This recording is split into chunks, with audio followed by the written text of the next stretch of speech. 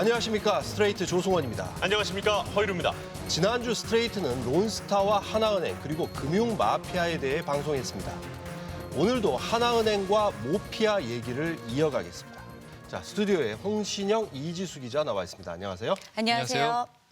네, 오늘은 어떤 내용이죠? 최근 1조 원, 또 5천억 원대 사모펀드 사기 사건이 잇따라 터졌죠. 론스타 때와 마찬가지로 이 사건에서도 하나은행이 등장합니다. 네, 이 옵티머스 펀드의 돈을 맡아 관리하는 수탁사, 여기가 바로 하나은행이었죠. 네, 론스타 때와 마찬가지로 옵티머스 사건에서도 모피아들과 하나은행이 또 조연으로 등장합니다. 또 하나은행이네요. 그 사건을 본격적으로 다루기 전에 하나은행에서 벌어졌던 다른 사건 하나를 먼저 취재했습니다. 그건 뭔가요? 바로 채용 비리 사건입니다. 채용 비리 사건이 몇 년 전이었던가요? 이 다른 은행들하고 이렇게 줄줄이 걸려가지고 이거 검찰 수사까지 받았죠? 그렇습니다. 7개 시중은행에 채용 비리가 적발됐고 여기에 하나은행도 끼어 있습니다.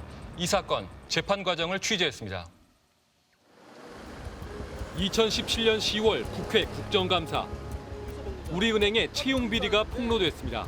국정원 직원 자녀부터 금융감독, VIP 고객, 모 대학교 총장, 모 병원 원장, 기업 간부, 논할 곳이 다 명단에 올라가 있습니다. 제가 확인한 바로는 이분들 전원 최종 합격했습니다. 대한민국이 이래가지고 청년들한테 희망 가져라, 꿈 가져라, 아프리카 정치인이다 이런 얘기 할 자격이 있습니까? 금융권이 발칵 뒤집혔습니다. 금융감독원의 현장 조사 결과 우리은행뿐만 아니라 국민은행, 신한은행, 하나은행에서도 채용 비리가 대거 적발됐습니다. 검찰이 수사에 착수했고 은행 임직원들이 줄줄이 기소됐습니다. 하나은행의 2015년 9월 신입사원 공개 채용. 13,000명이 지원해 450명이 합격했습니다. 그런데 이 가운데 64명이 점수 조작 등 특혜를 받았던 것으로 드러났습니다. 이 64명은 인사 담당자들이 비밀리에 관리하던 이른바 추천 리스트에 있는 응시자들이었습니다. 누가 추천했을까? 이름 옆에 쓰인 한문 장, 은행장입니다. 부행장도 다른 임원들도 저마다 응시자들을 추천했습니다. 그냥 참고용이었다라고 하는데 만약에 은행장이 줬다든가 김정태 회장이 줬던 메모였다면 그게 추천이겠습니까? 지시죠. 일개 부장이 자기 목숨줄을 쥐고 있는 회장이 줬던 것들을 한 번 더 들여다보고 그리고 두 번 들여다볼 거 아닙니까?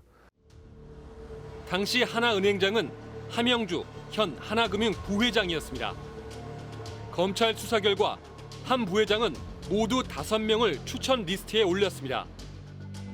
인사부장 송모 씨에게 이들의 인적사항을 전달하면서 잘 살펴보라고 지시했습니다. 송 씨는 추천 대상자 이름 옆에 장, 즉 은행장이라고 메모를 남겼습니다.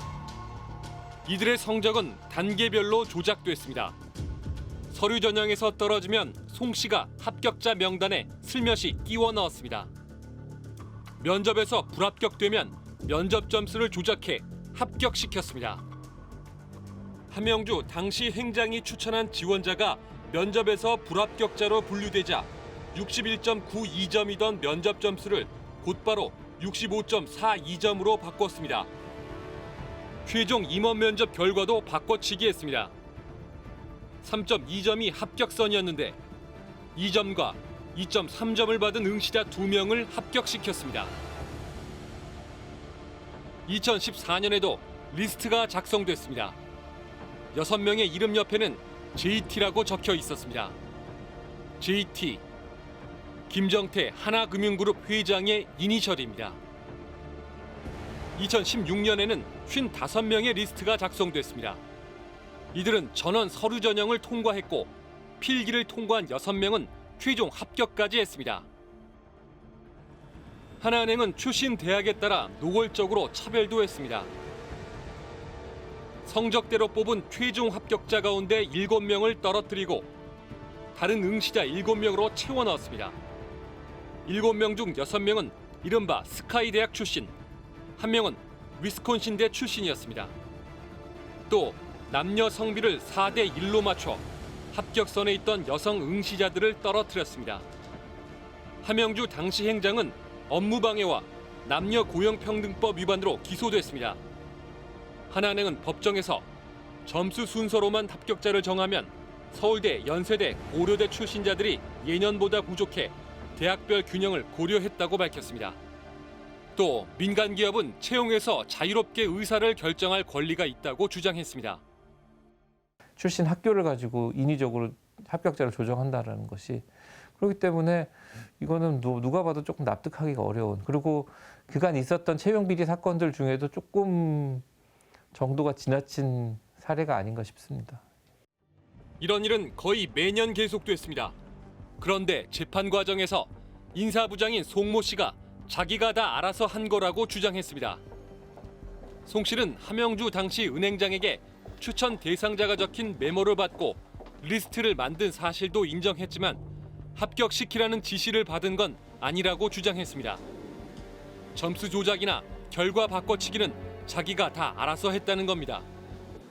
함영주 부회장도 재판에서 명단은 줬지만 합격시키라고 한 적이 없다고 주장했습니다. 일반적으로 이런 종류의 사건에서 실무자들이 자기 책임을 피하는 제일 전형적인 방식은 위에서 시켜서 했다입니다. 당연히 그러면 자기 책임이 덜어지겠죠. 근데 이제 이 사건은 그게 아니라 자기들이 알아서 했고 윗선에서는 몰랐다. 그러니까 오히려 자기들이 다 이제 이걸 책임지고 가겠다는 태도를 보이고 있는 거거든요. 그러니까 상식적이지는 않습니다. 지시도 없었는데 자기가 알아서 비리를 저질렀다는 두 명의 인사부장 송 씨와 강 씨.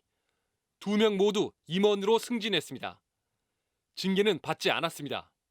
삼전 행장 쪽에 협조할 경우에 처벌을 받더라도 그 이후에 취업이라든지 등등 여러 가지 문제에 있어서 나름 도움을 받을 수도 있다라는 그런 기대를 가지고 있는 게 아닌가.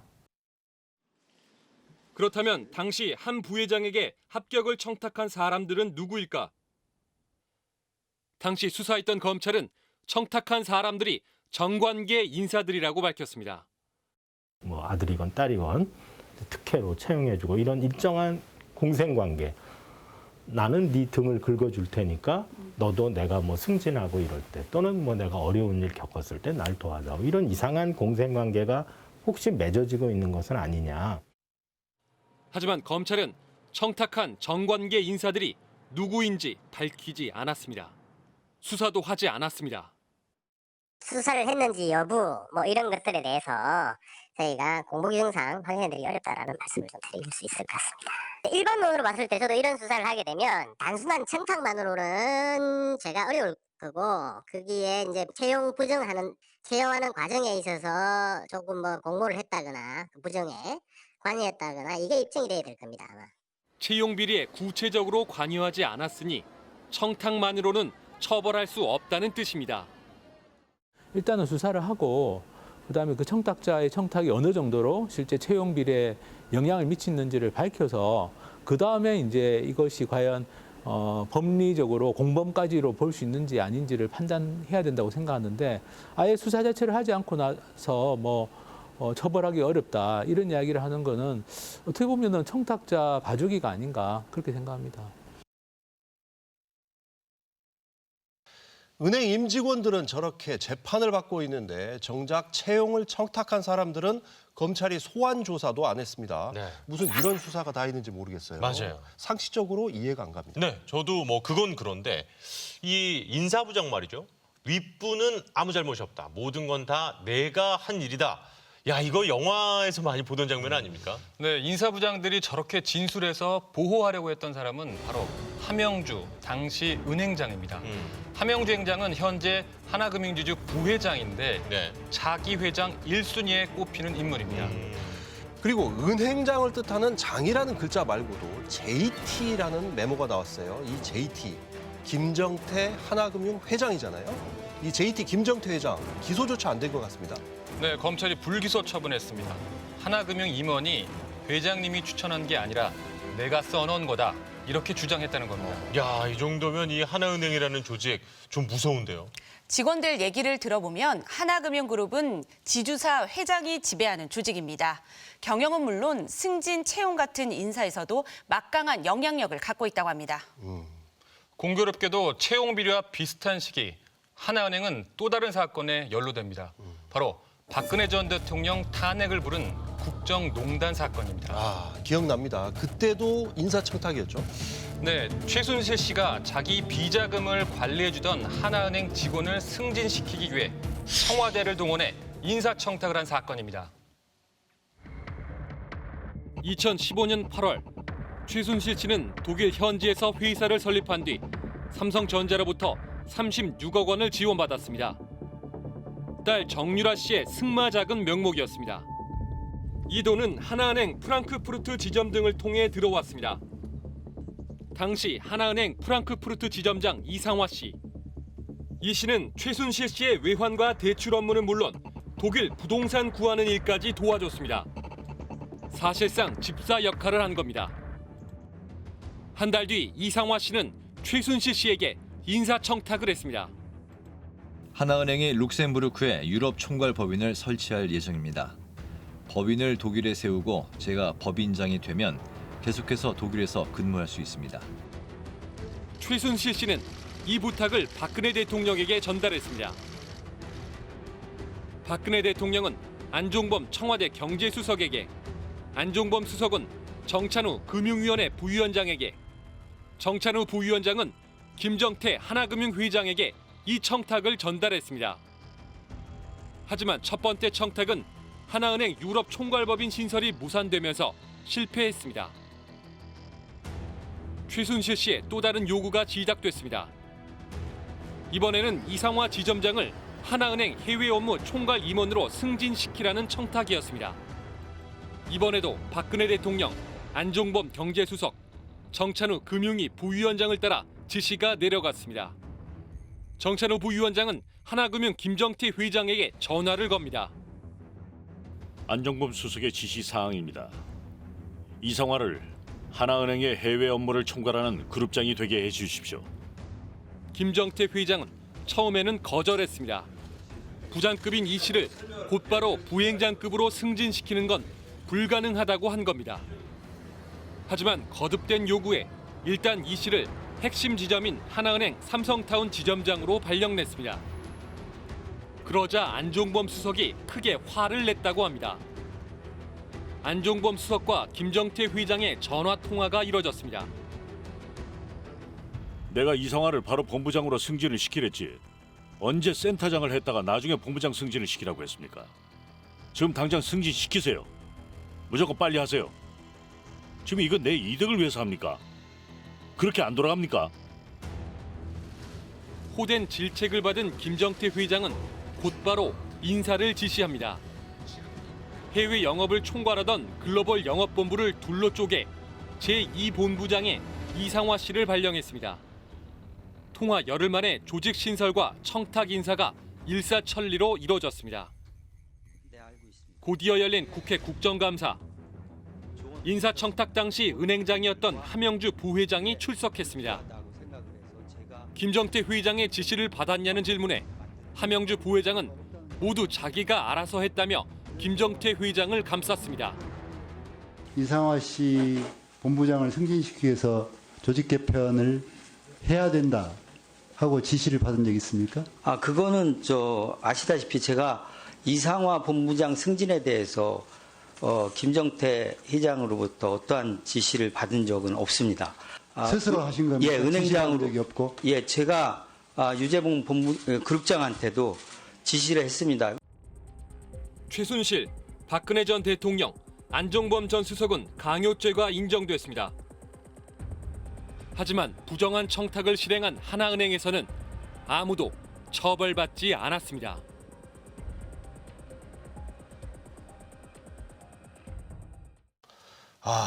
최순실 씨 정말 힘이 셌습니다. 네. 자기 돈 관리해준 하나은행 지점장을 청와대 인사청탁에서 바로 내리꽂았습니다. 네. 저는 뭐 그것도 그건데 이 하나은행도 참 이상한 곳이에요. 뭐 채용 비리, 인사청탁 이런 이 부정과 비리를 실행한 사람은 있는데 정작 지시한 사람은 없어요.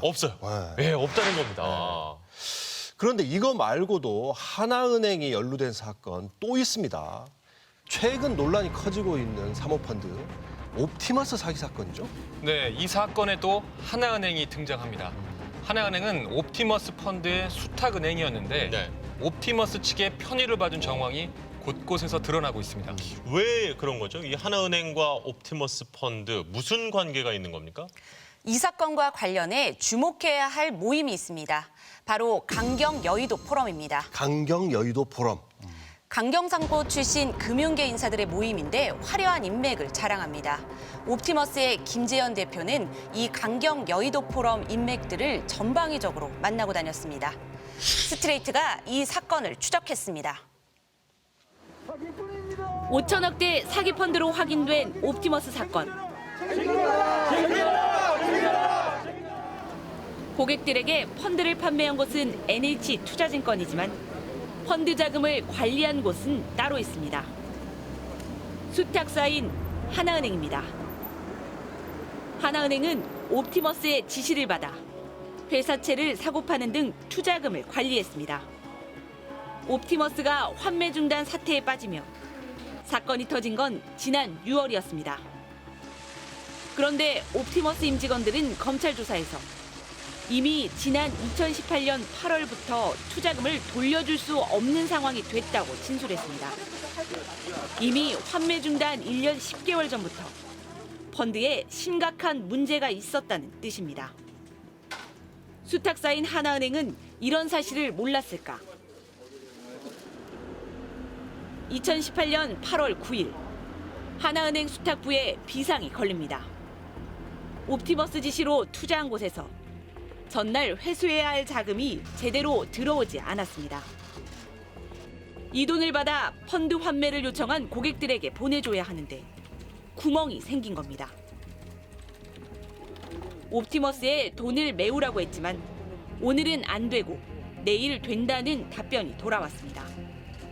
그러자 하나은행은 은행 돈으로 대신 보내줬습니다. 지급 준비금. 고객 예금을 돌려주지 못할 경우를 대비해 은행이 중앙은행에 모아놔야 하는 돈입니다. 이 돈을 구멍난 사모펀드를 메꾸는데 쓴 겁니다. 하나은행은 이런 사실을 아무데도 알리지 않고 다음 날 투자금이 들어오자 아무 일 없었던 것처럼 장부를 고쳐놨습니다. 운용사에서 자금이 모자라게 들어왔으면 보통의 경우는 운용사에 얘기를 해서 이 자금이 당일에 반드시 왜냐하면 판매사에 보내줘야 되니까요. 근데 자금을 당일날 조정을 해서 그 다음날 운용사에서 추가로 받아서 자금을 맞췄다. 이것은 일반 직원들이 그냥 얼핏 생각하기에도 이해할 수 없는 업무 프로세스니까. 이런 일은 2018년 10월 23일, 12월 28일 두 차례나 더 벌어졌습니다. 수탁은행이 이상하게 돌아간다는 것을 낌새를 칠 수도 있었는데 그냥 넘어간 부분이 있고요. 예금자의 돈을 펀드 운용사를 위해서, 옵티머스를 위해서 무단으로 빌려준 것이죠. 하루 동안 빌려줬는데 그 빌려주는 거에 대해서는 아무 기록을 안 남겨둔 것입니다. 금감원 조사 결과 하나은행은 구멍난 옵티머스 펀드 자금을 메꾸기 위해 다른 펀드 자금까지 동원했습니다. 운용회사 쪽의 부탁에 따라서 돈을 어떤 임의로 사용했다, 임의로 뺐다, 그럼 그것도 횡령이고, 만약에 그 자금을 만드는 과정에서 뭐 또 다른 어떤 이 계좌의 돈을 빼냈다라고 하면 그것도 당연히 횡령이 되는 거죠. 그러니까 이거는 뭐 어떻게 보더라도 업무상 횡령이 법적으로는 성립할 수 있고, 이 하나은행이라는 수탁회사가 어떻게 보면 뭐 이거 법적으로 횡령인가를 떠나가지고 그건 뭐 도저히 할 수가 없는 일이죠. 하나은행은 장부를 맞추기 위해 내부 자금을 잠시 활용했을 뿐이고 두 번째로 문제가 생겼을 때 신규 수탁은 중단했다고 해명했습니다. 옵티머스는 하나은행의 도움을 받아 판매 중단 위기를 3번이나 넘겼습니다. 의혹은 또 있습니다. 옵티머스는 당초 비교적 안전한 공공기관 매출 채권에 투자하겠다고 했습니다. 그런데 정작 하나은행에는 정체불명의 회사 5곳에 사채를 사라고 지시했습니다. 누가 봐도 이상한 지시. 그런데도 하나은행은 아무 문제도 삼지 않고 이 사채를 사들입니다. 더 이상한 건 돈을 돌려받을 때입니다. 투자한 곳에서는 돈이 안 들어오고 정작 트러스트홀이라는 투자도 하지 않은 회사에서 1년 넘게 이자를 받았습니다. 트러스트홀은 구속 기소된 옵티머스 2대 주주 이동열 씨의 회사였습니다. 정상적인 투자처럼 꾸미기 위해 자기 회사 돈으로 돌려막기를 한 건데 하나은행은 이걸 지켜보기만 했습니다. 수탁사 입장에서는 내가 받아야 할 때는 A인데 느닷없이 C가 돈을 줬어요. 그러면 A가 왜 안 주고 C가 줬는지에 대해서는 확인해야 될 의무가 있다고 보는 게 이게 성관의 의무라는 거죠. 근데 그런 것도 다 넘어간 거죠. 하나은행은 수탁사는 실입금자를 확인할 의무나 권한이 없고 옵티머스 지시에 따라 기계적으로 돈을 관리만 했을 뿐이라고 해명했습니다. 2018년 3월 21일 옵티머스 자산운용의 임시 주주총회입니다. 스트레이트가 최초로 공개한 화면입니다. 이 주주총회에서 김재현 씨는 이혁진 전 옵티머스 대표를 몰아내고 옵티머스의 경영권을 완전히 장악했습니다. 김재현 씨는 그때부터 금융권 인사들을 전방위로 접촉하기 시작했습니다.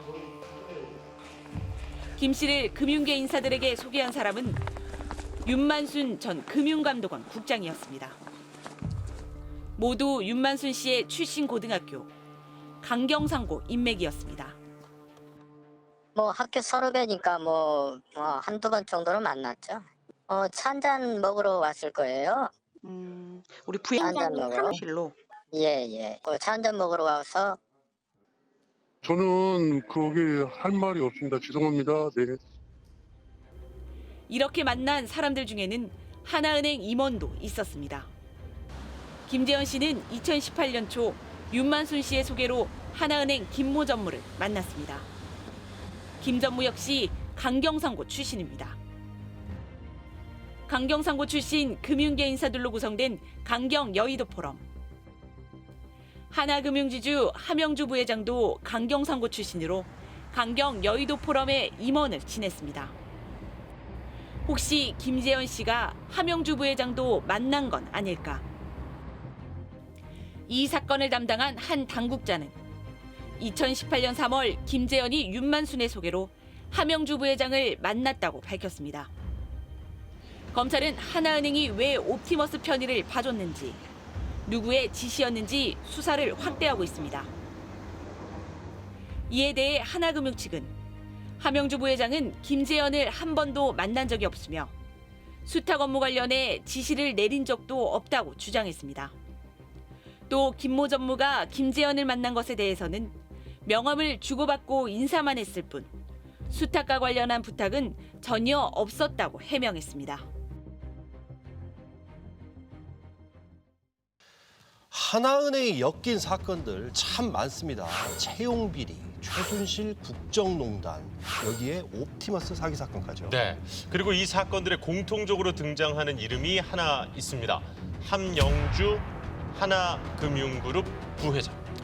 그렇습니다. 채용비리 사건으로 기소돼 재판을 받고 있고 최순실 인사청탁 사건에서도 자기가 했다고 총대를 맺고 옵티머스 사건에서도 이름이 등장합니다.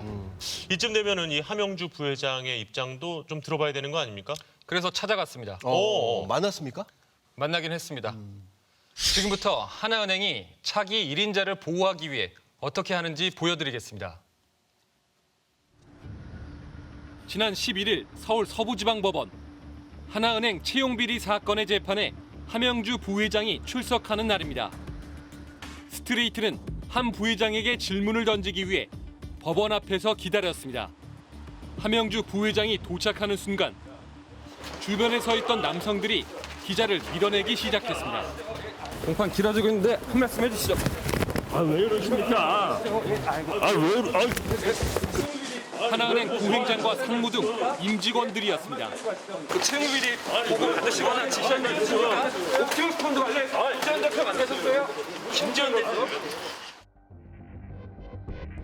법정에서 나올 때도 함영주 부회장은 아무 답변도 하지 않았습니다. 고교 동문 소개로 김장남 만나신 적 있으세요? 왜 재벌급이 됐냐면 삼성의 이재용 회장도 검찰에 출두할 때는 포토라인에 섰어요. 그러니까 은행권 채용 비리할 때 은행장들, 지주회장들 포토라인조차도 안 섰어요. 이거는 재벌을 이제 뛰어넘는다는 거죠. 최소한 재벌은 자신들의 회사예요. 이건 자신들이 소유하고 있는 회사가 아니에요. 지난 10월 13일 한 경제신문 기사입니다. 1조 원 옵티머스 사기 핵심 연루자들 강경상고 출신이라는 제목을 달았습니다. 그런데 신문 지명과 온라인판을 비교해보니 온라인판 기사의 한 대목이 삭제됐습니다. 금융권 인사 C씨가 활발하게 강경상고 동문 모임에 활동했다는 대목입니다. 온라인판 기사를 보니 A, B씨와 D, E, F씨는 있는데 C씨가 빠져 있습니다. C씨는 누구일까? 바로 함영주 하나금융 부회장입니다. 하나금융 임원이 함영주 부회장을 기사에서 빼달라고 요구해 기사가 빠진 겁니다. 이 임원은 함 부회장의 강경상고 후배 김모 씨였습니다. 이에 대해 하나은행은 함영주 부회장은 강경 여의도 포럼에 가지 않았다. 그래서 삭제를 요구했다고 해명했습니다. 하나은행의 이런 언론 대응은 이번에도 반복됐습니다.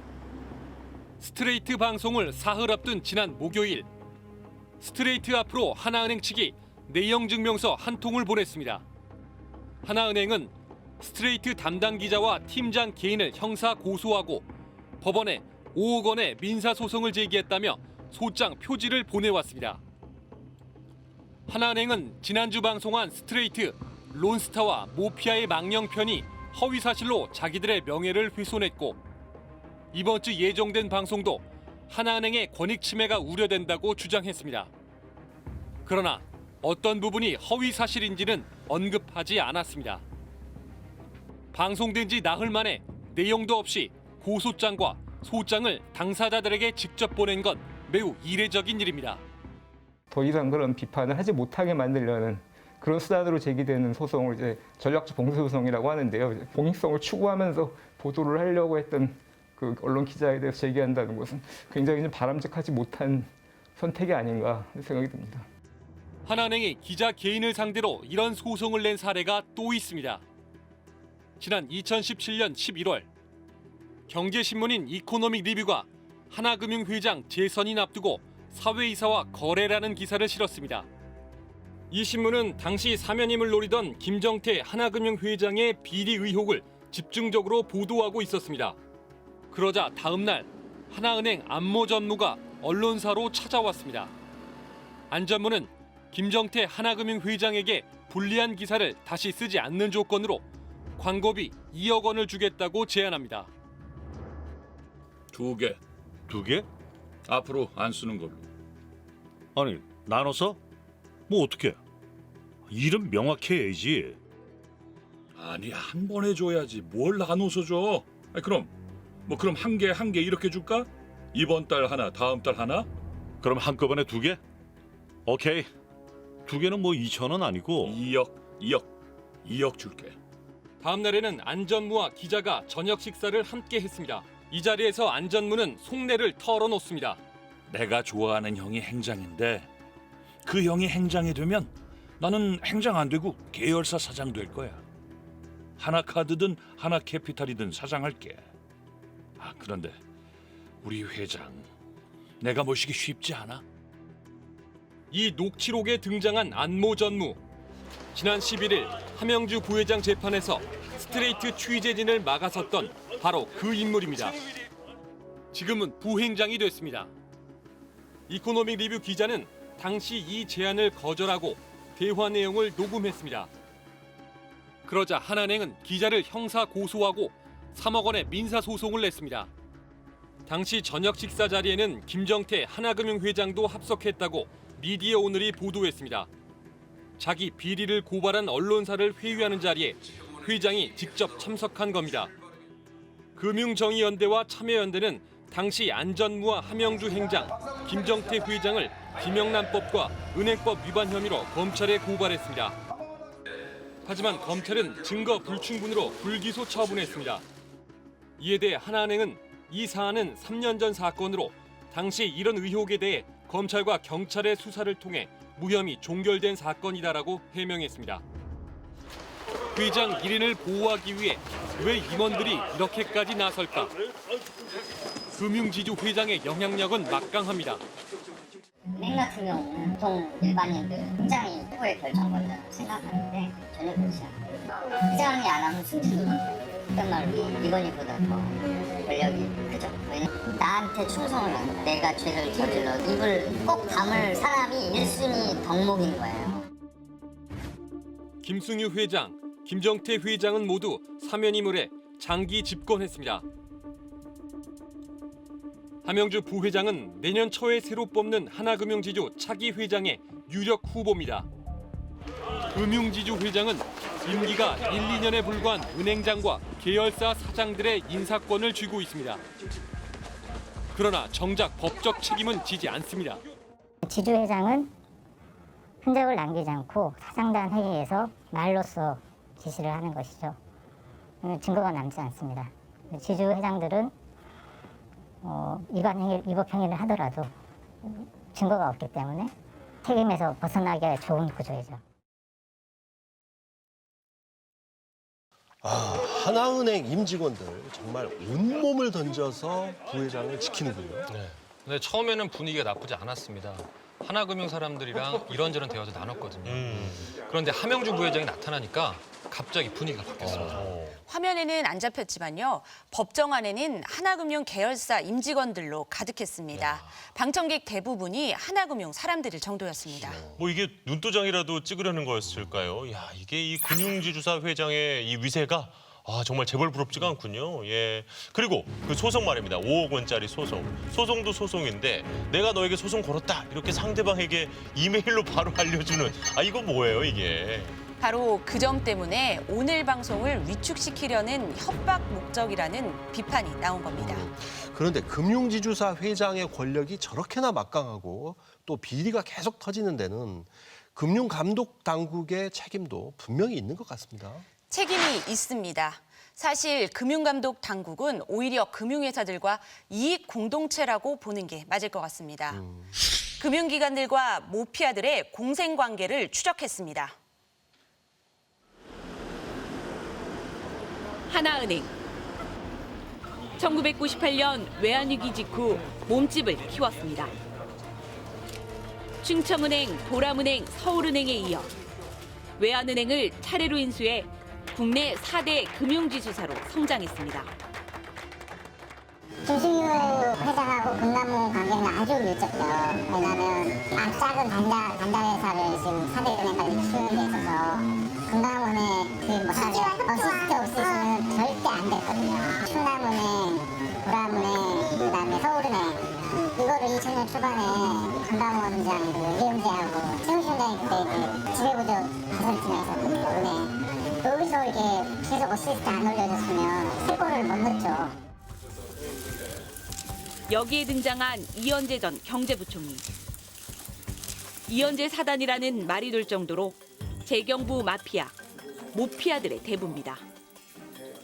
펀드 사기 사건을 저지른 옵티머스의 고문이었습니다. 모피아들은 퇴직 후 곳곳에 자리를 차지합니다. 다음 달 바뀌는 손해보험협회장, 재무부 관료 출신 정지원 씨가 단독 후보입니다. 서울보증보험 대표는 유광열 전 금감원 수석부원장이 유력합니다. 다음 달 발표되는 전국은행연합회장도 재경부 관료 출신이 유력합니다. 금융기관을 감독하던 관료들이 줄줄이 은행과 보험사들의 이익단체 로비스트로 변신하는 셈입니다. 이뿐만이 아닙니다. 하나금융을 포함해 4대 금융지주회사의 감사는 전부 금감원 출신입니다. 3년 하면 한 20억은 챙기는 자리예요. 회장님이 이 감사님이 떠날 때 후임은 어느 분이 됐어요? 이렇게 물어본단 말이에요. 그러면 지금 현직 감사가 하긴 회상을 할 거 아니에요. 3년 동안 나를 누가 도와줬지? 금감원 로비를 은행에서는 감사를 통해서 많이 하니까 온정한 그 감사를 하기가 어려운 현실인 거죠. 최근 불거진 대한항공의 아시아나 인수 추진도 모피아 논란을 일으키고 있습니다. 지난 2012년 론스타 펀드의 먹튀를 승인해줬던 김석동 전 금융위원장. 지금은 한진칼 사회이사 겸 이사회 의장입니다. 이번 빅딜로 큰 이익을 얻게 될 조원태 한진그룹 회장편에 서 있는 겁니다. 김석동 씨는 최근 한 신문 인터뷰에서 이번 빅딜을 추진한 산업은행에 자기가 훈수를 뒀다고 대놓고 말하기까지 했습니다. 이번 딜에 어떤 의미에서 진정한 승리자는 모피아다. 왜 그러냐 하면 국민의 돈과 대한항공 소수주주의 돈을 이용해서 결국은 한진칼에 대한 캐스팅 보트와 또 사회이사 자리 3개를 확보한 것이거든요. 전관들로 얽히고 설킨 모피아의 생태계. 정권이 바뀌어도 이들은 영원합니다. 금융 감독 기능이 제대로 작동하지 않는 이유가 있어 보입니다. 금융 마피아들은 금융 마피아들대로 자기들의 세계가 이너 서클이 따로 있는 거예요. 그래서 정말 웃기는 것이 정권이 바뀌면은 이런 인사나 이런 것들도 금융계 인사들도 그 정권에 바르게 가려고 하면 그 정권의 취지에 맞게 인사가 이루어져야 되는데 묘하게도 그 사람들이 하나도 없어지지 않고 그대로 존속을 하는 거예요. 언론의 잘못된 보도에 대해 법적으로 대응할 권리 누구에게나 있습니다. 하지만 소송이 언론사와 저널리스트를 협박하는 수단으로 변질되어서는 안 됩니다. 스트레이트는 어떤 권력 앞에서도 위축되지 않고 성역 없는 고발을 이어가겠습니다. 끈질긴 추적 저널리즘 탐사기획 스트레이트. 다음 주에 다시 찾아뵙겠습니다. Underneath the golden sky, fighting for a lifetime. But all my feet are slipping now, and I feel so tired.